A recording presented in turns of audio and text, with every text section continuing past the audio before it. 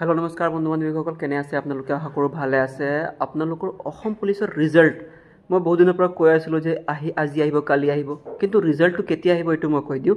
ৰিজাল্টৰ ডেটটো কোৱা নাই, বাট হয় আপোনালোকে চাগে এইটো গম পায়। টেটৰ ৰিজাল্ট আহি আছে, টেটৰ কিবা ডিক্লেৰেশ্যনছ আহি আছে 5 জুনত আহি আছে। তাৰপিছত আপোনালোকৰ কিবা এটা আহি আছে, এইটো মই চোৱা নাই। তাৰপিছত টেটৰ আহিছে, তাৰপিছত আপোনালোকৰ গ্ৰেড 3 যেনেকৈ পোষ্ট আছে, গ্ৰেড 4ৰ পোষ্ট আছিলে। EDRE 2.0ৰ কথা কৈ আছোঁ। সকলোৱে এইটো চাগে গম পাইছে যে কেতিয়া আপোনালোকৰ অ'ৰেল টেষ্ট আছে, সকলোৱে গম পাই চাগে। স্কিল টেষ্ট কেতিয়া আছে, ইণ্টাৰভিউ কেতিয়া আছে, তাৰপিছত আপোনালোকৰ কম্পিউটাৰ টেষ্ট কেতিয়া আছে, এইবিলাক সকলো কথা কৈছোঁ যে কেতিয়া আছে।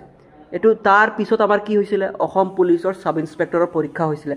তাৰপিছত কি হৈছিলে, অসম পুলিচৰ কনষ্টেবলৰ পৰীক্ষা হৈছিলে, AB UB APR সকলোৰ। চ' সকলোৱে যিমান ৱেইট কৰি আছে, অলপ জাষ্ট ৱেইট কৰিব, আপোনালোকৰ ৰিজাল্টটো আহি পাব। চিন্তা কৰিব নালাগে, ইমান ধৈৰ্য ধৰিছোঁ, অলপ ধৈৰ্য ধৰিব লাগে। ঠিক আছে, ধন্যবাদ।